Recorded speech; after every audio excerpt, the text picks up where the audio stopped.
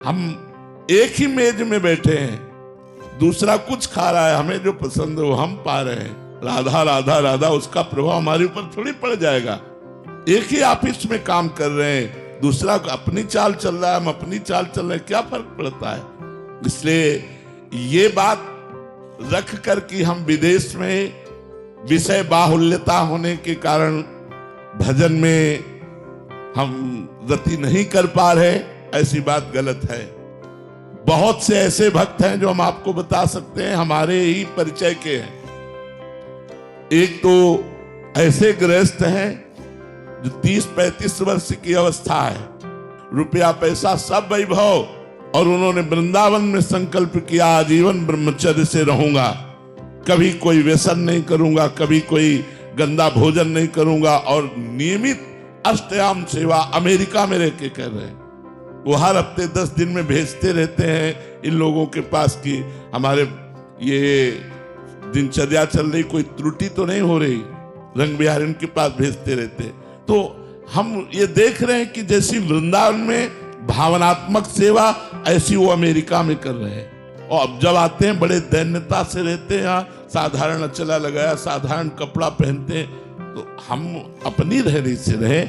अगर हम अपनी रहनी से न रहे तो भारत में कम विचार हो रहा है क्या, कम व्यसन हो रहा है क्या, कम गंदगी है क्या? आप देख लो ना, नए नए बच्चों की आदतों को देखो कहां बहती हुई चली जा रही है। तो हमें चाहिए कि किसी भी देश या किसी स्थान प्रधानता से हमारी भक्ति नहीं, हमारे उद्देश्य से हमारी भक्ति बढ़े। हम जहां भी हों अपनी भक्ति को अपने हृदय में बसाएं, हम वहां के व्यवहार को, वहां के आचरणों को अपने हृदय में ना आने दें। तो हम कहीं भी रहे, हम भगवान के बनकर के खूब अच्छी तरह भगवान की भक्ति कर सकते हैं। और अगर हम भक्ति ना करें तो वृंदावन में रहकर भी भक्ति नहीं कर सकते। मैं आपसे कह रहा हूं, वृंदावन भगवान का धाम है, यहां भी रह करके वो सब कुछ हो सकता है जो बाहर हो रहा है। और अगर भक्ति करना चाहो तो बाहर में भी कर सकते हो, वो सब कुछ कर सकते हो जो वृंदावन में भक्त जन कर रहे हैं, वही आप कर सकते हो। युगल सरकार विराजमान करके उनको मंगला, उनको राजभोग, उनकी आरती, उनकी चरण सेवा, उनके पद सुनाना, नाम जप करना, भगवान के भक्तों के चरित्र पढ़ना, क्या नहीं कर सकते हो।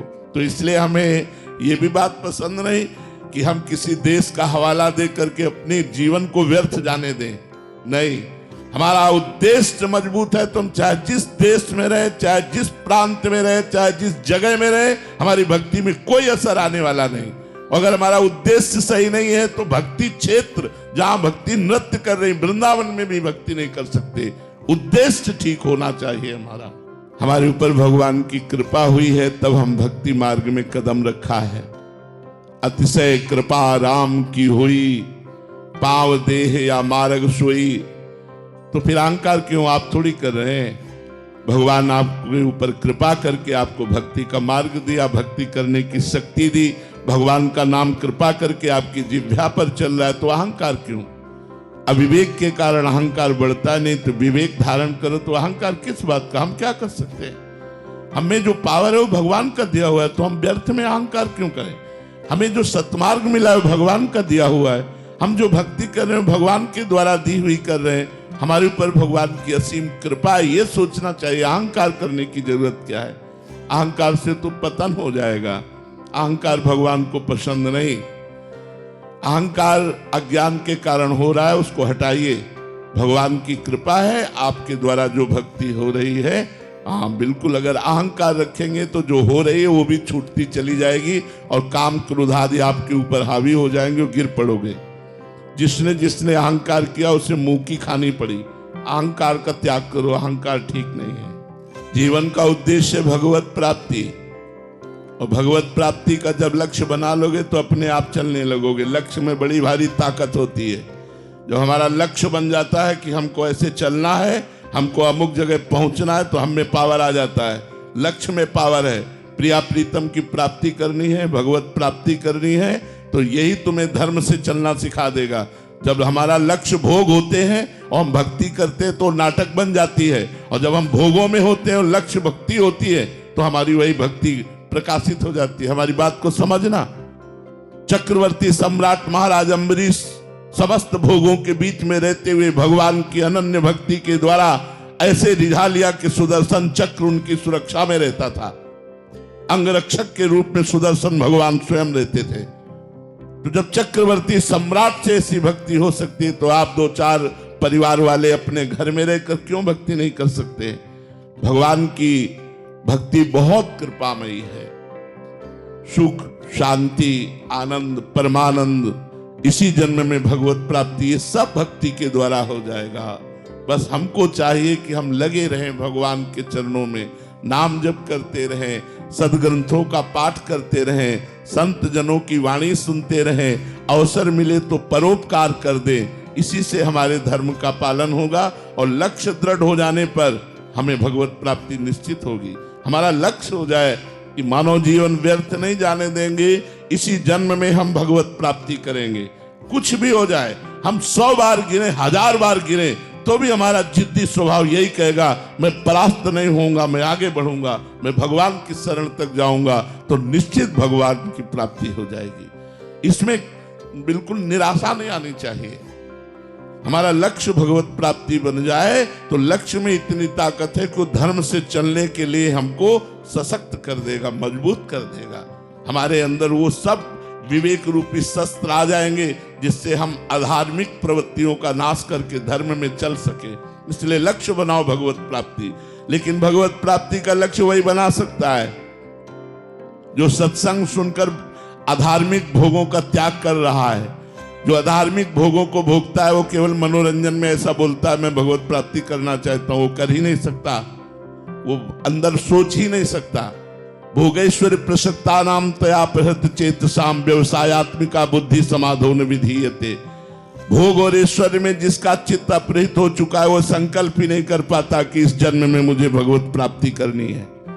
इसलिए अधार्मिक भोगों का त्याग करके धर्म में विषयों का सेवन करते हुए, भगवान नाम जप करते हुए, सत्संग सुनते हुए हम अपना लक्ष्य दृढ़ करें कि इसी जन्म में मुझे भगवत प्राप्ति करनी है तो मैं धर्म से चल सकता हूं, क्योंकि भगवत प्राप्ति धर्म से होती है। एक बार भर नेत्र भगवान को देख लेना, ये सत्य है। भगवान को देख लेना। जो लोग कहते हैं मृत्यु सत्य, वो खुद जानते ही नहीं मृत्यु तो असत्य है। किसकी मृत्यु होती है? आत्मा अजर अविनाशी है। पंचभूत में मिल गए, कोई नहीं मरा। मरा कौन? कोई नहीं मरा। बोले मृत्यु सत्य, मृत्यु कहां से सत्य है? किसकी मृत्यु सत्य है? आत्मा तो अविनाशी अजर अमर है, उसे कभी मरना नहीं होता। और पंचभूतों में मिल गए तो मृत्यु किसकी हुई? किसी की नहीं। तो सत्य क्या है? भगवान का भजन। उमा कहाऊं मैं अनुभव अपना, सत हरि भजन जगत सब सपना। सत्य है भगवान।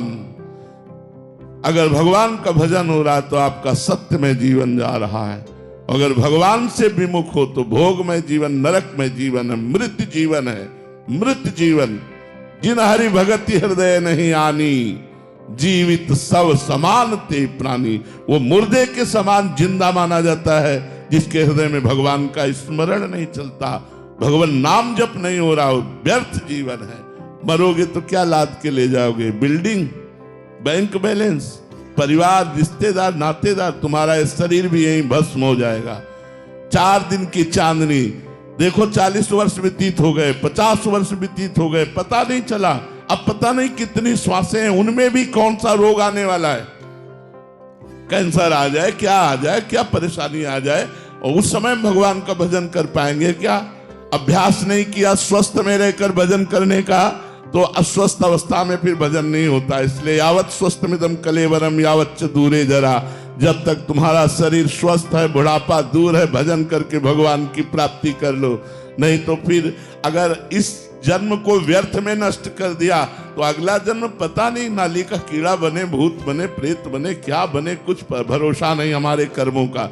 जब इतना बड़ा महात्मा एक हिरन के चिंतन में अगला जन्म हिरन का पा सकता है तो हम लोग सुअर कुत्ता बन जाए तो कौन सी बड़ी बात है। इसलिए होश में निरंतर भगवान का स्मरण करते हुए ये बात समझ लो कि हर श्वास, हर मिनट, हर घंटा, हर प्रहर, हर दिन, हर मास, हर वर्ष वही सत्य है जिसमें भजन किया गया, भगवान से चित्त को जोड़ा गया।